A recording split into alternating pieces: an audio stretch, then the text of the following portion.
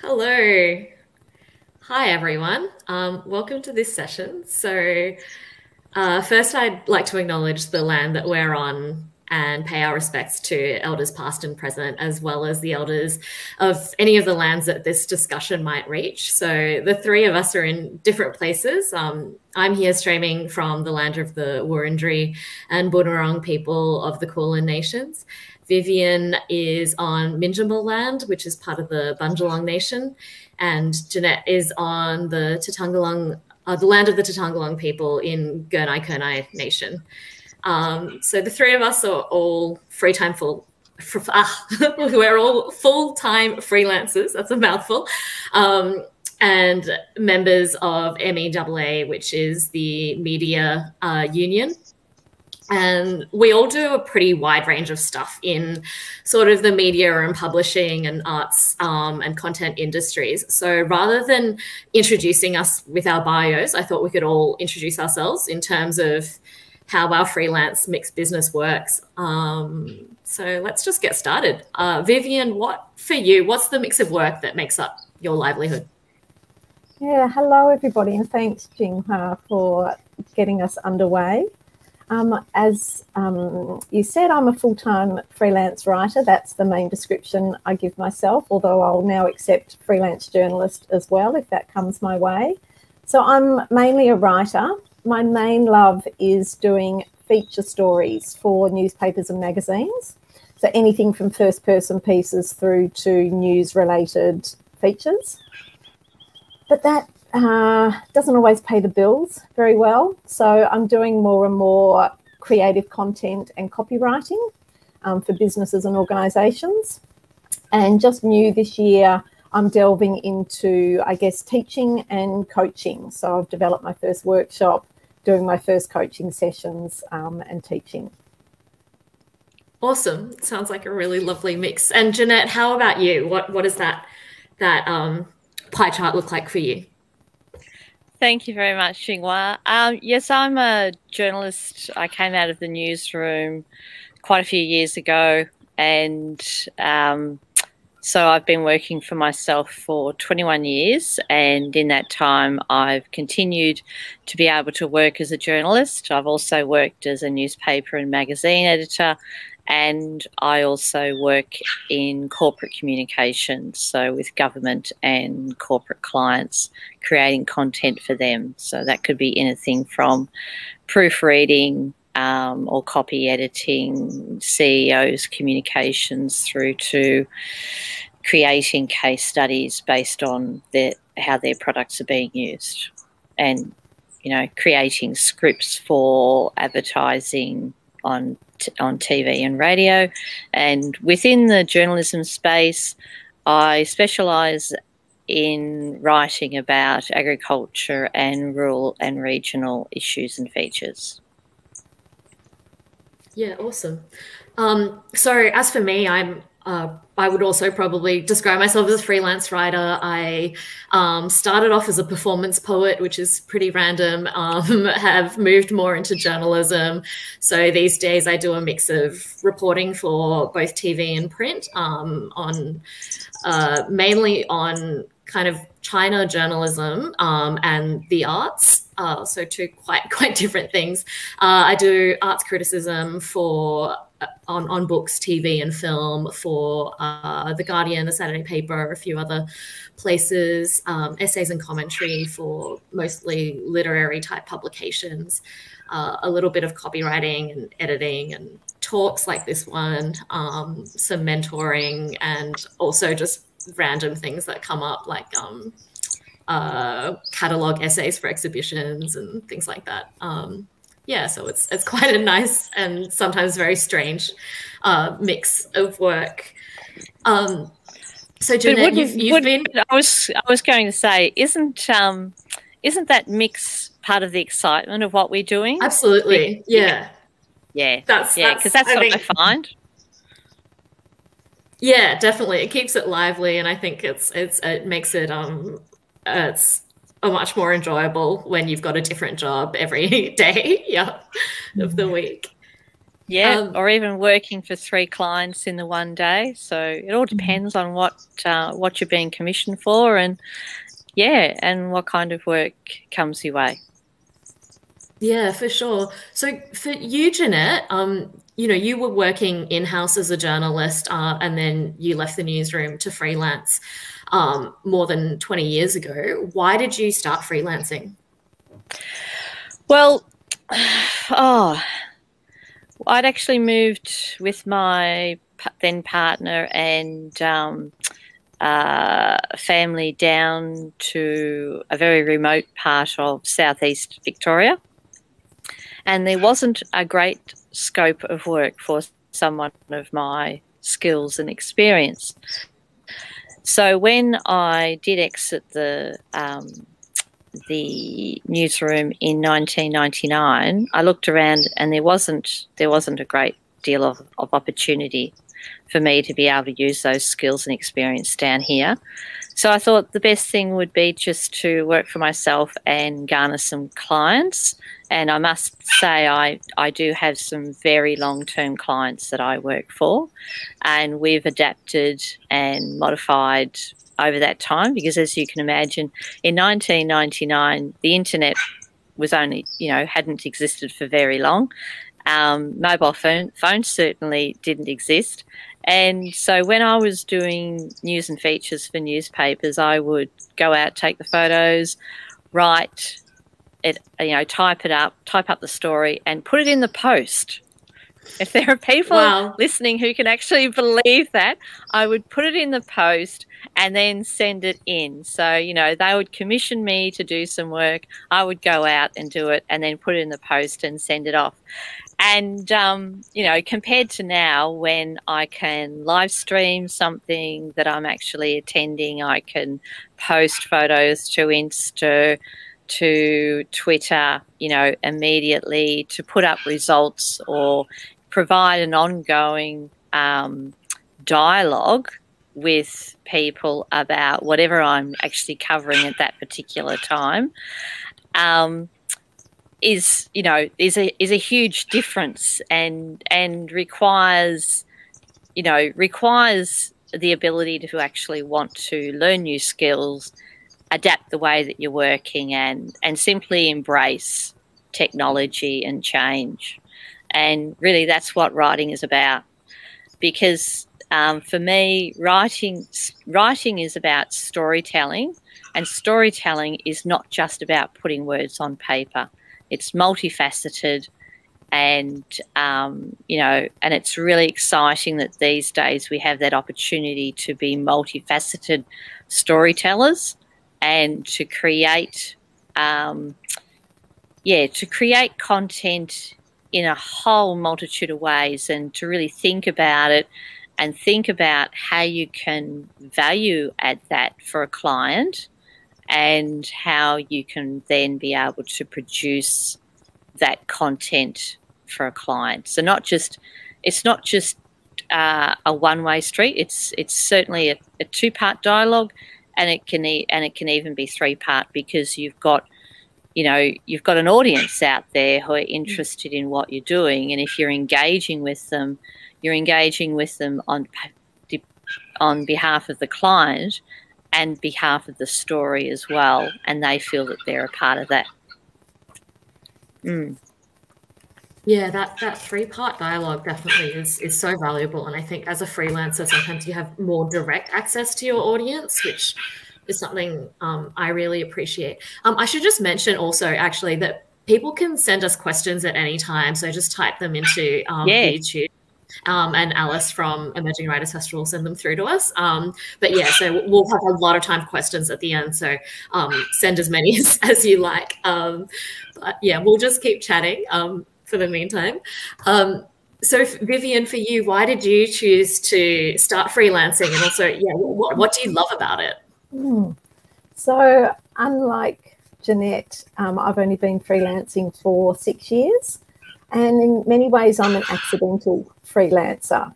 So I started freelancing when I moved from, I made a sea change from Melbourne to near Byron Bay. I made a career change by accident as part of my sea change. I had an amazing opportunity, which was having long service leave. So I had, before I moved, I had a long work history working in health and medical research. So I had long service leave from that, and it's such a gift because it basically gave me some paid time to not only settle into my new life, but also explore writing, which is something I'd wanted to do in a bigger way for a long time. Then, so I did a short course with the Australian Writer Centre. It was online. It was, you know, super easy and accessible. And then I started getting published. And then I couldn't find a proper job, because, you know, I now live regionally and jobs are hard to come by. So instead of pursuing writing as a more substantial hobby, I guess, or a kind of a side income, it ended up being elevated to the main thing because I needed to earn money.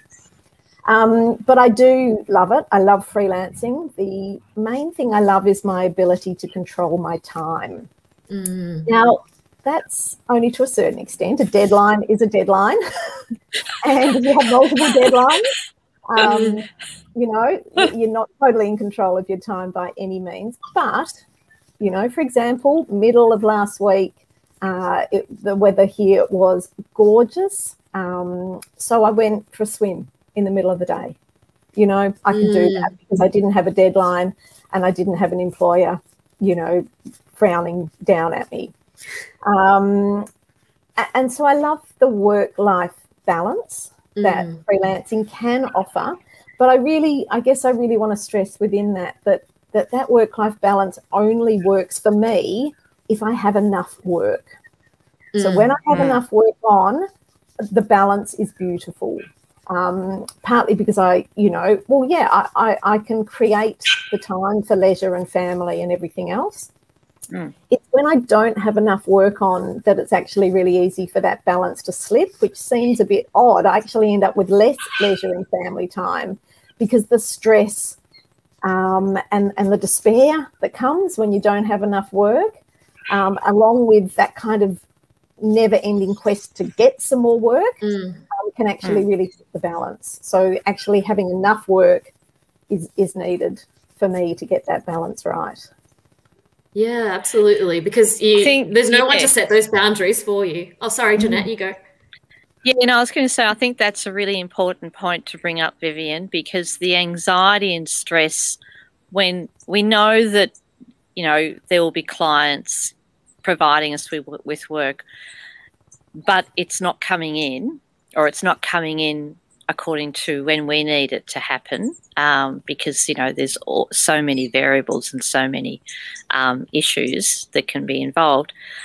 But, you know, when you've got that anxiety and stress, it can become very overwhelming. And, you know, and it's about trying to manage that. So managing that by, you know, going for a walk, you know, incorporating leisure time into a normal part of your day. So structuring your day as much as you can so that you are working.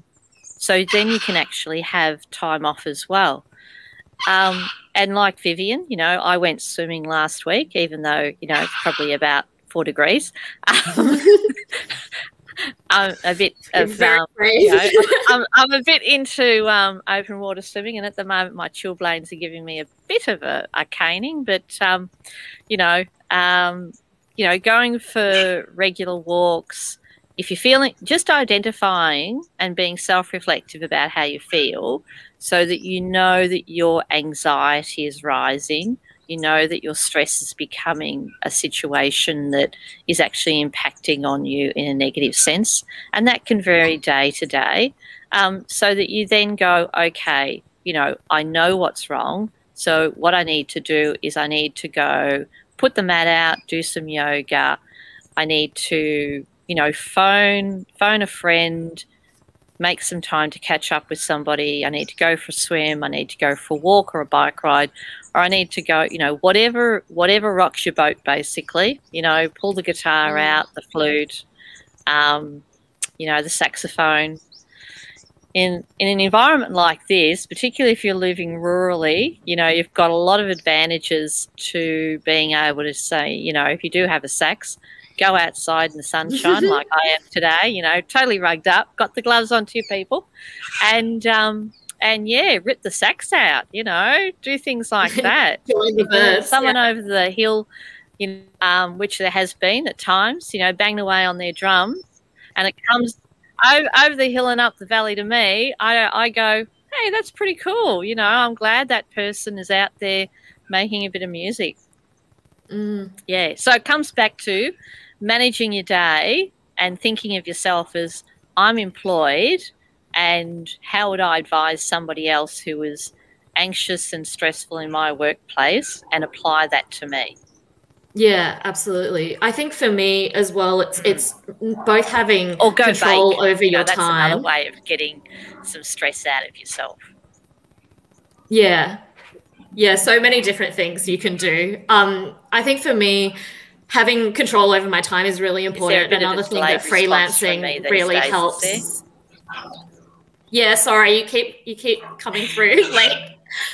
That's all right. I'll try and make sure I direct questions at one of you. I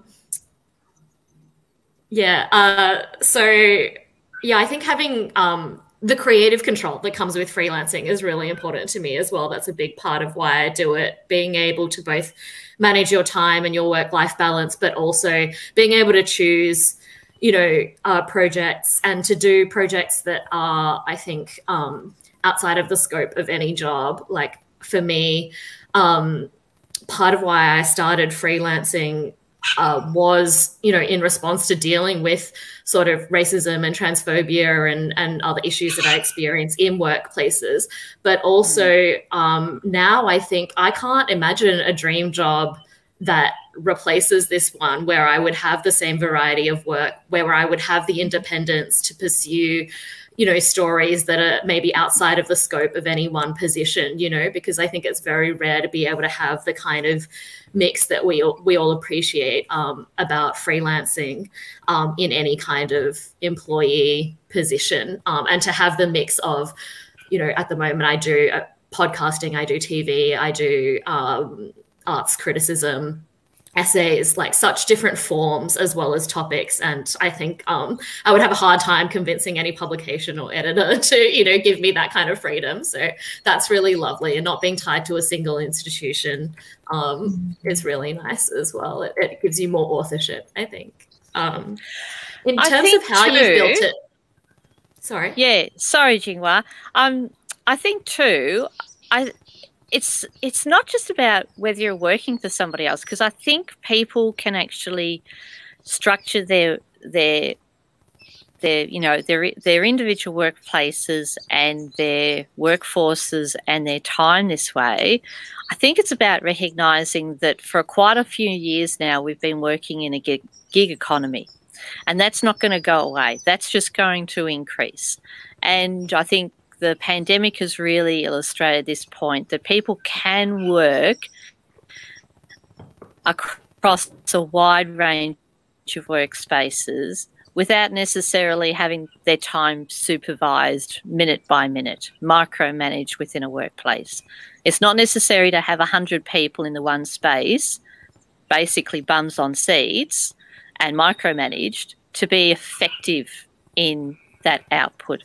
So if workplaces can change the way that they're thinking, and I know a lot of them have, and others are certainly thinking in that way too, change the way they're thinking so it's about task-oriented, task achievement, rather than, you know, the amount of time someone's actually seen in a workplace, then that will only increase more and more opportunities for people to be able to work flexibly in jobs and flexibly in work in their work roles rather than in the workspace, and therefore be able to be, in my view, you know, more focused on outcome achievement rather than time achievement.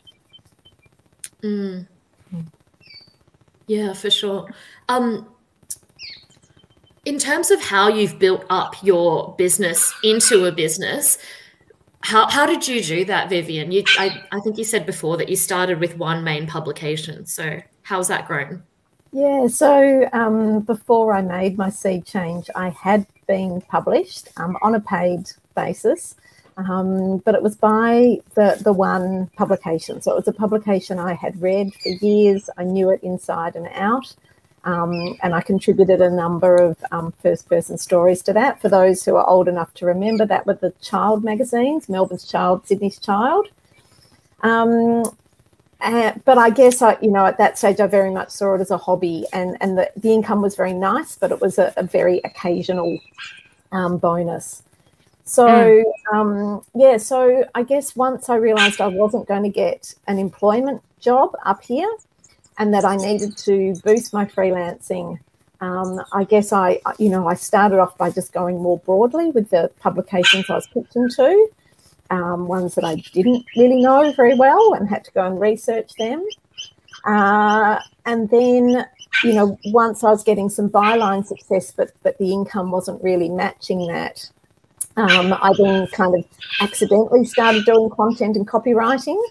And so more recently, I've done that type of writing on a more planned and strategic basis. So, I did some more learning. I joined a couple of paid memberships, the Clever Copywriting School and Lindy Alexander's Write, Earn, Thrive course and membership. So that's really helped me feel like it's more of a proper business where I feel more confident to put myself out there to a much broader range of clients, not just newspaper and magazine editors. That's obviously seen more income coming in, which then helps you feel like it's more of a business. So there's a bit of a cycle there.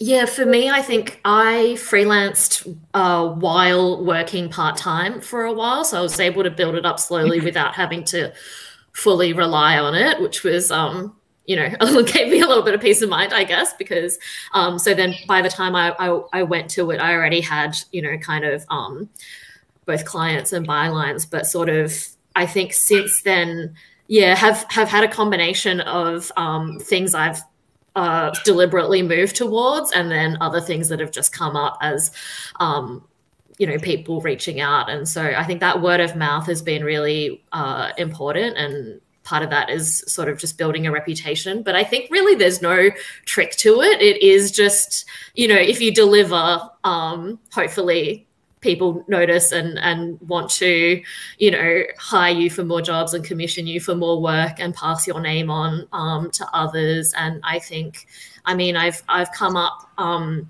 from being pretty young in sort of the emerging writer and poetry and literature space. So now I'm seeing a lot of people that I knew, 10 years ago when we were all sort of like the intern somewhere, who are now, in commissioning positions at different publications. So I think being part of that community and supporting each other has been really valuable for work, as well as, just having people that you can bounce ideas off of and sort of support socially and emotionally as well. But I think more and more part of building, I guess, a career or a business is also like trying to establish good boundaries and taking the right opportunities and sort of starting to feel a bit more relaxed, that I don't just say yes to everything, and having a bit more of a process for being like, is this actually right for me and right for what I want to do, rather than just, it exists, so I'll do it. Yeah. How about you, Jeanette? How have you built up your freelance business?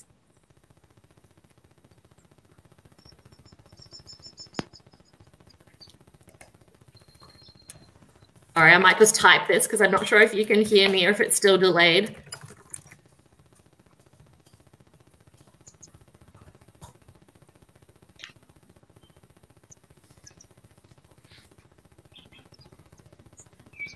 Jeanette, can you hear us at all?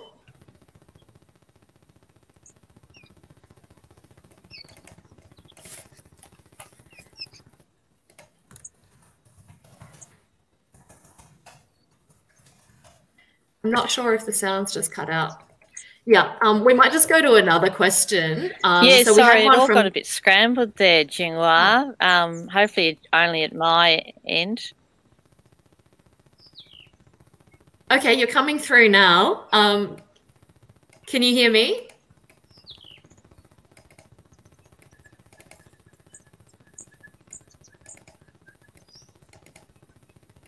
All right, we might just move to the the next bit, which is we got a question from the audience, which is I'm how still do you feel... here, but yeah, okay, yes. So thank you very much. Oh, I've just there we received go. the question. Yep, great, good. Building up the freelance business. So I think there's some really important things. Okay.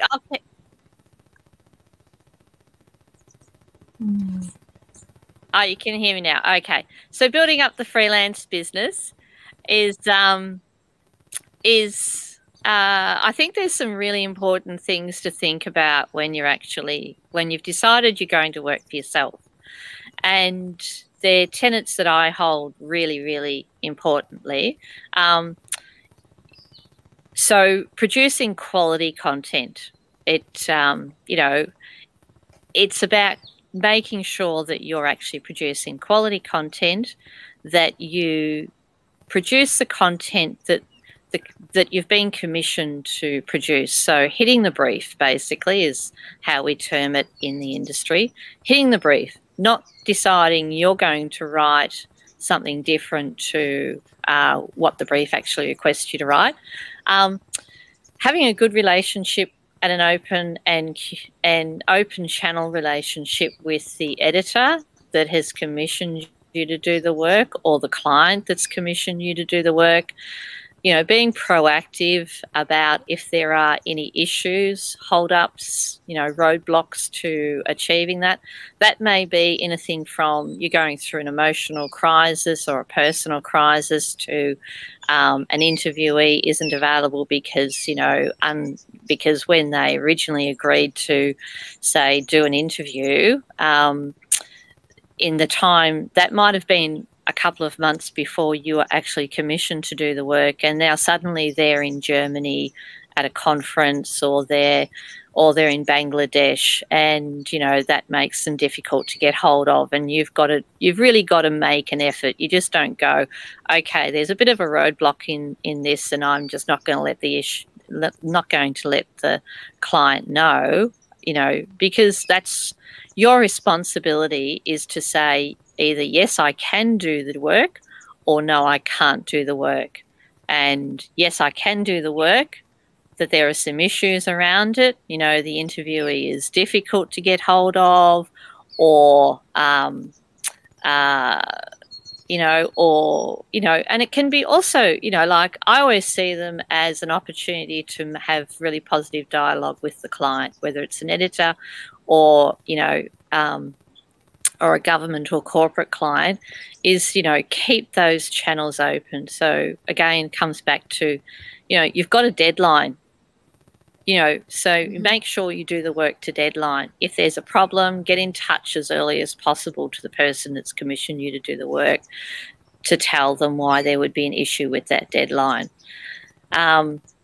You've got a brief. So you've been given a brief, so hit that brief. Don't go off at a tangent and decide you know better than anybody else what the subject matter should be.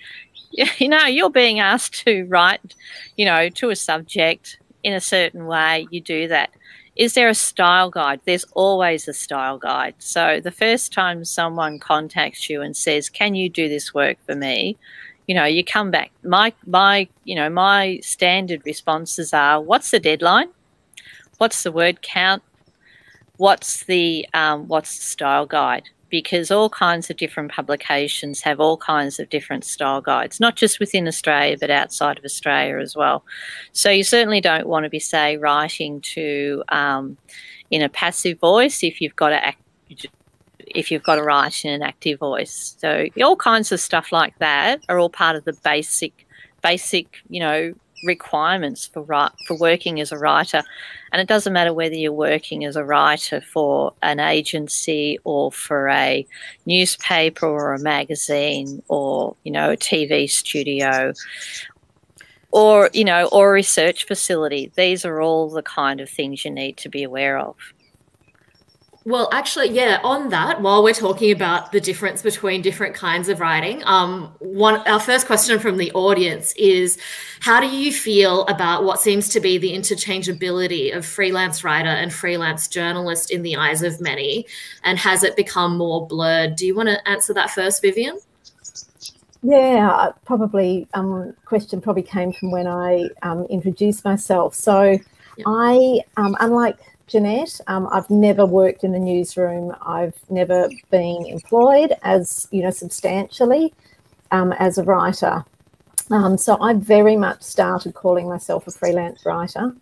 The very first, one of the websites that I was published on put my byline on there as freelance journalist. And I actually kind of freaked out a little bit because at that stage, you know, I've come from health where you can't call yourself a certain profession unless you have done certain qualifications and are registered and things like that. So I was quite nervous that that was quite incorrect.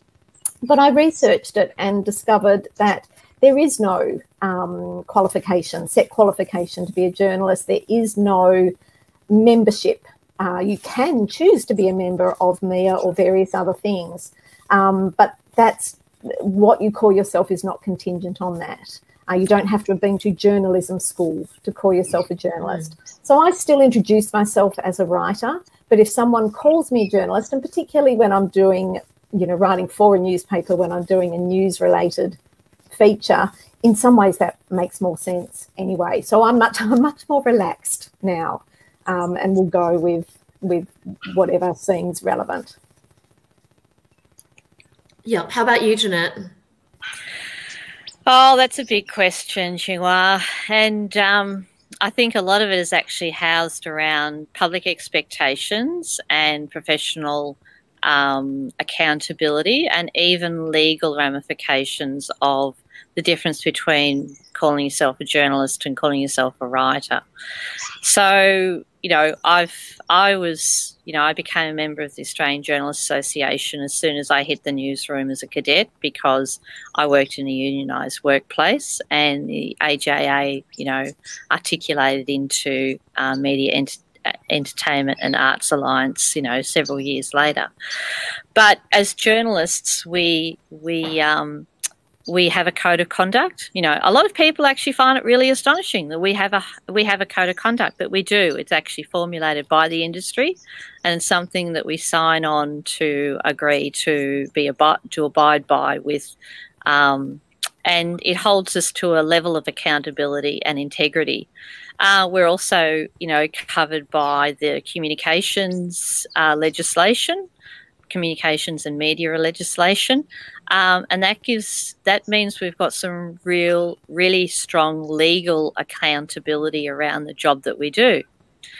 However, we also these days, you know, with a multimedia world, have a lot of people that go out there and call themselves journalists, and they're not members of a professional association. They don't have that accountability that comes with being members of a professional association. I think a lot of them would be appalled to actually understand that if they call themselves journalists, they are accountable to the Communications and Media Authority and the legislation that government actually, you know, not just in Australia, but in, you know, globally, requires us to actually operate under.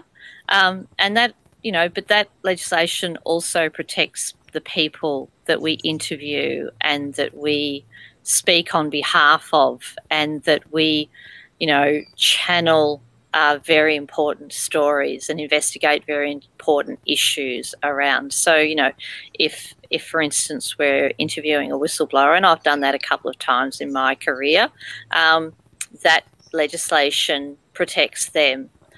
And so a lot of people actually piggyback on those rights by not being members of a professional association or feeling that they have accountability.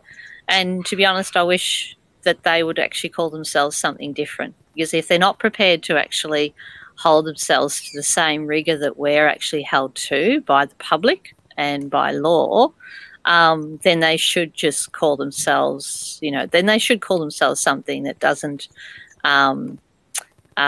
reflect badly on us. Or the other thing is, pay for, become members of professional organisations that then will actually, that puts that other layer of accountability on it. When it comes to writing, there's also a lot of professional organisations out there. I mean, I'm a member of, Writers Victoria, what was the Victorian Writers Centre. I get some, do some PD through them, just as I do with MEAA and others. But I think be really, really, really understand what the purpose of what you're doing is, and, hold some ethics and integrity around that. Don't go off at a tangent and think, oh, I'm going to blow something wide open. There's always, two sides to a story, and our responsibility as journalists is to show all the sides to a story, and then let the listener or the writer the reader or the listener make up their minds.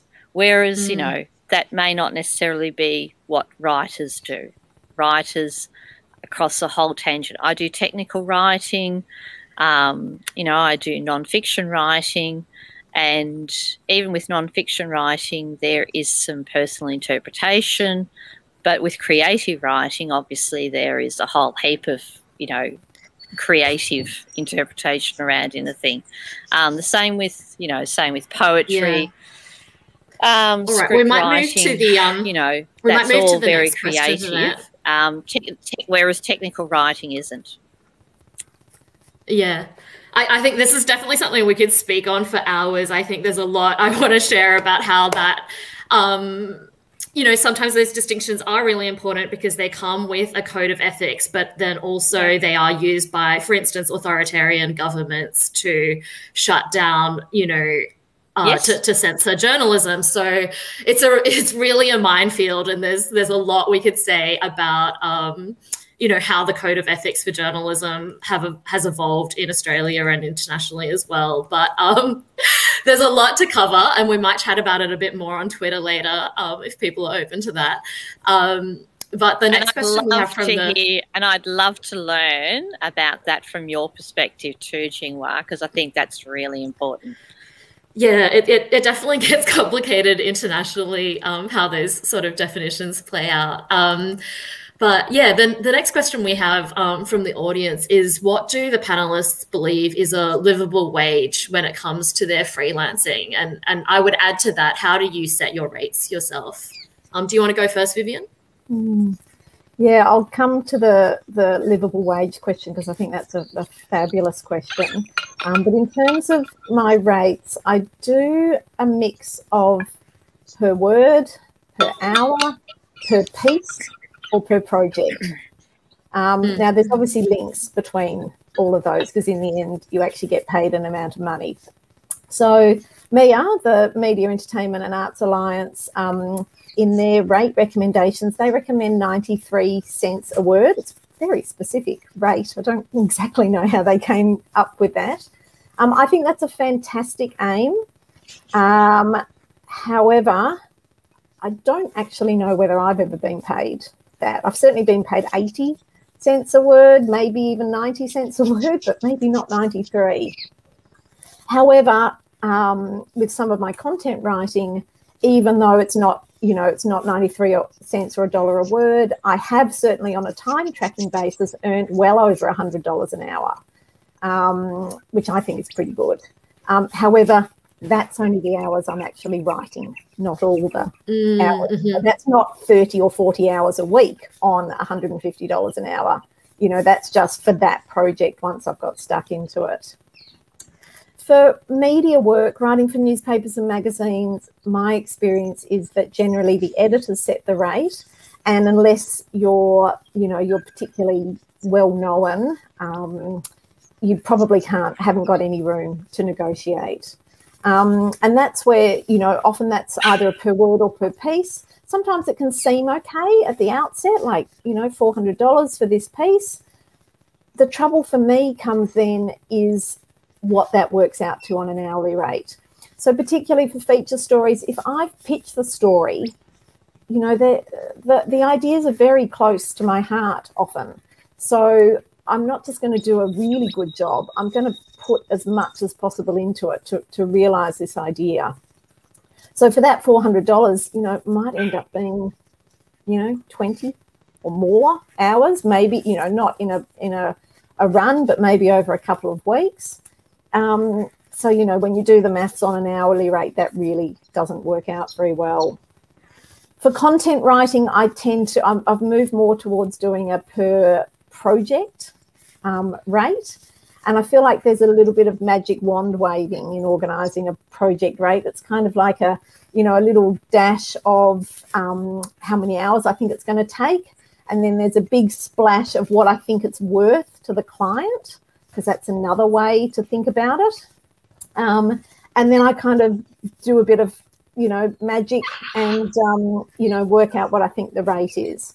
But, and at that point, I try to include some of that, thinking, quoting, background work time, which is harder to account for in media work. But it certainly doesn't account for I need to spend a few hours pitching or finding clients. And it certainly doesn't account for I'm either procrastinating or I haven't got much work on, so I'm going to hop on Twitter for quite a while time, So, yeah, in terms of a livable wage, it's a little bit of how long is a piece of string. I mean, a livable wage allows you to live. It's what you need to pay your rent or your mortgage and pay your bills and eat and do fun things and go on some holidays and support your kids or your aging parents or whoever it might be. A livable wage is what you need to live. And I think, as writers, we should be looking at median incomes. I think I was just trying to look it up before. I think there's been quite a bit of media coverage about recent ABS data about wages. I think it was sort of around 55,000 a year, which was less than what I was expecting. But, as freelance writers, we shouldn't be aiming low. We should be aiming for those median incomes, and certainly enough to, we don't want to be starving in a garret. We want to be earning a livable wage. Yeah, for sure. I think for me, in terms of setting my rates, I feel like I have the all the maths and the spreadsheeting where you try and work out what you can live on, what you think is reasonable for where you're at in your career, and sort of comparative rates by looking at the MEAA freelance charge out rates and the rate tracker, which we just sent on the YouTube. And also, sort of asking around for sort of industry standards for different types of work. But I think at the moment, how I actually set my rates is kind of like based on, I think, like interest and resentment. Like I charge as much as it takes for me to not resent the work if something cooler comes up later, which is a lesson I've learned of, because I think that it really does vary. I'm happy to I try not to do anything for under 50 cents a word, but I do sometimes if it's something that's, where I know I'll be able to explore an idea in a way that no one else is giving me an opportunity to, and it's maybe a style and a publication and an editor that I really enjoy working with, then I will absolutely take a lower rate on something like that. Whereas something that is absolutely just filling a brief that is not something I particularly feel the need to do myself, or is, for my own life or intellectual exploration, then really the money is kind of what you're getting out of it. Like you're not personally maybe as invested in it. For something like that, I will charge more, right? I need more because it's really just work. So I think that my rates do vary a fair bit depending on kind of my relationship to the project and whatever else I've got on, and how panicked I feel. And so it's, I would love for it to be fully rational, but it definitely isn't.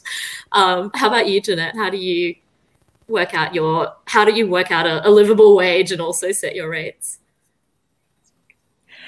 Oh, well, so basically it's, you know, how much do I need in order to be able to pay the mortgage, pay all the, you know, the household bills, you know, be able to buy groceries, and, you know, hopefully be able to add something into my superannuation fund at the end of the day. So, you know, how much do I need to earn in a year? Then how much do I want to earn in a year? And, you know, structure it according to that. You've mentioned, you know, the MEAA has a rate checker that Rachel's List, which is online, set up by a journo many years ago, Rachel Smith. So Rachel's List also has some pretty good information around rates if people want to find out about that.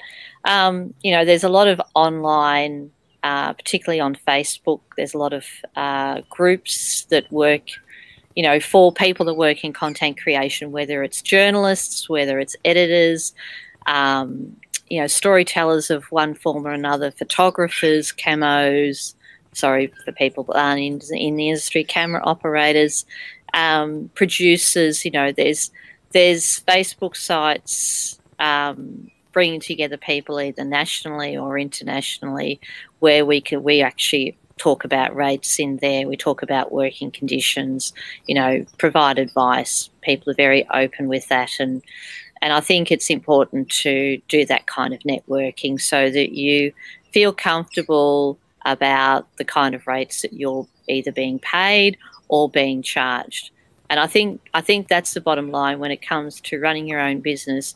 You're going to have a mix of rates that you charge and then rates that you're paid as well, because particularly when it comes to working for newspapers and magazines, there are very fixed rates, and, you know, it's a matter of deciding if you're going to work for that publication or not. And some very prestigious publications pay the lowest rates of all. Be aware of that. There's another thing in there, and this is just something I personally feel, and this comes from, I think, the fact that I, you know, started work as a journalist with a cadetship in a newspaper, in a daily newspaper.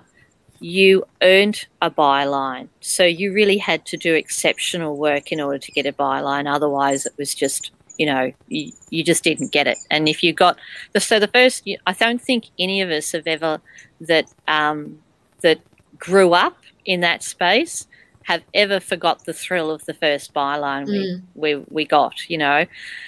Whereas these days people just expect a byline, and they'll write for nothing or create content for nothing in order to get their name in public, you know, in order to get their name published. I don't think that's the most important thing that I do with my work. And a lot of my work goes out without my name on it because it's done within the corporate or government sector. And sometimes even in a publication, it'll go online and it won't have my name on it. You know, it'll go online under the banner of the organisation, but that's as far as it goes. Or I've written a media release for an organisation and I see it peppered with other people's bylines all over the media.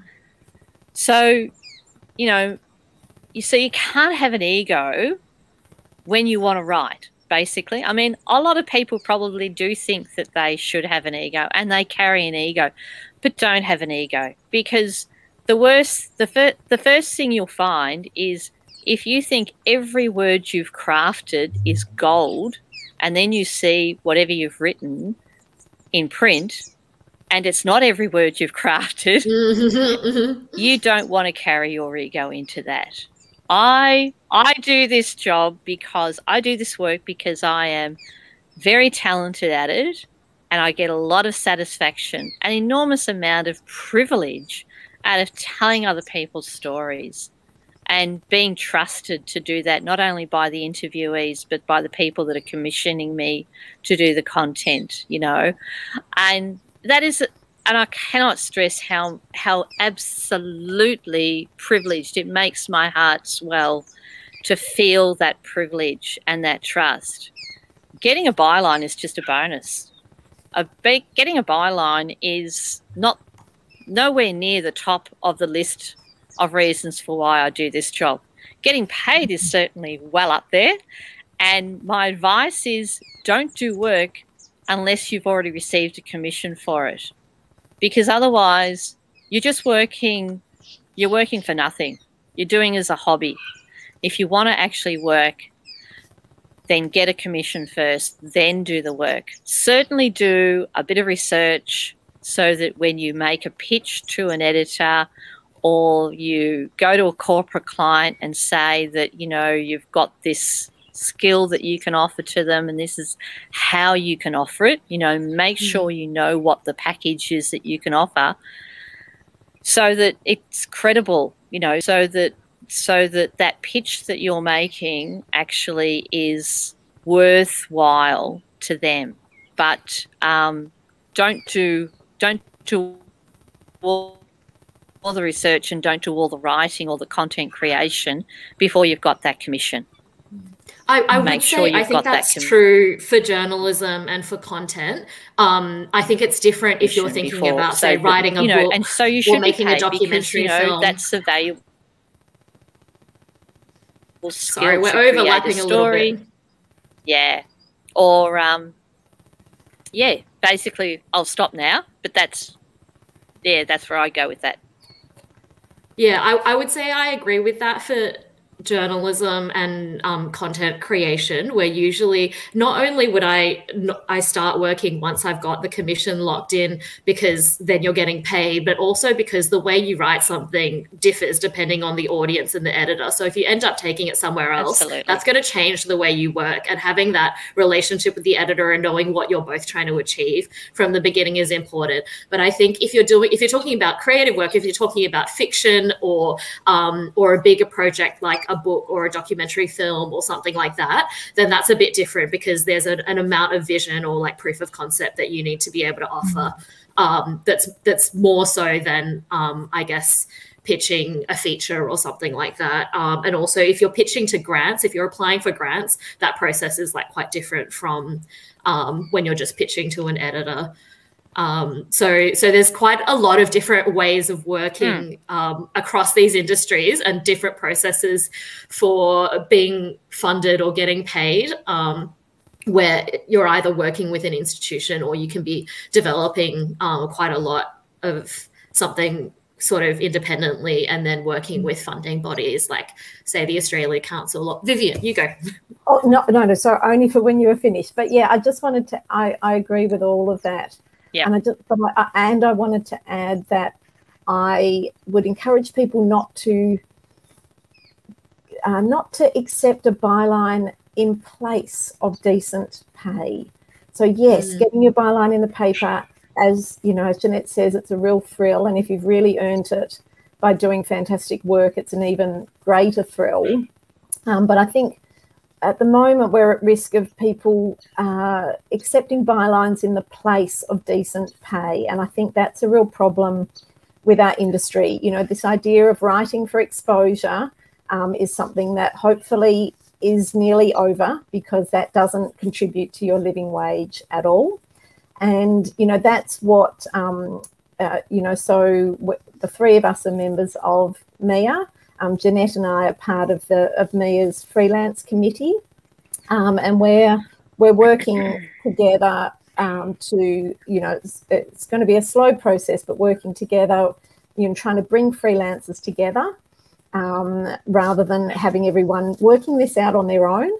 There are lots of online groups that do that, and MEAA's able, you know, got a position to be able to do that, to work with editors and on-site staff as well, all with a view to making our work really well recognised, well respected, and also well paid.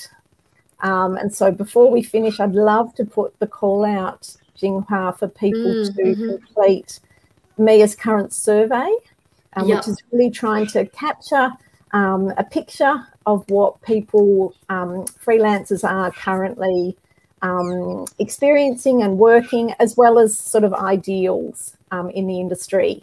You don't need to be a MEAA member to complete the survey, and there's no pressure within the survey to join MEAA. Obviously, if you want to, that's a prompt to find out more, but there's no pressure. So I would really encourage anyone and everyone listening, even if you've only freelanced once, even if it was quite some time ago, we would absolutely love you to complete the survey, and we'll pop a link in the comments. Yeah, I think not having to do this alone, realizing that you can advocate for yourself, and that's really important, and negotiate, but also, you know, when we negotiate as a collective, when we organize as a collective, we are so much more powerful, and you know, we're not in competition with each other. We are workers in an industry as much as we're also businesses. Sorry, you go, Jeanette. I noticed that there's a question there. So I think we need to, well, I'm happy to discuss, and that is the line between networking, reputation building, and nepotism when it comes to getting freelance work. Well, look, I think networking and reputation building is just as important in content creation as it is in any industry. So I would say, like, there is definitely a couple of editors that I work with regularly who I met who I went to industry events, and they were there, so I made the effort to actually introduce myself to them, talk about what, you know, what kind of publication they actually were producing, and what type of work that they were looking for, and how I could actually provide that work for them. And I've been working with both of those editors now, well, one of them for 12 years with the same publication, and the other one I think about 4 years now. And also, you know, reputation's really important. There's another editor that I've been working with, or publication. I've worked with 3 editors with this particular publication.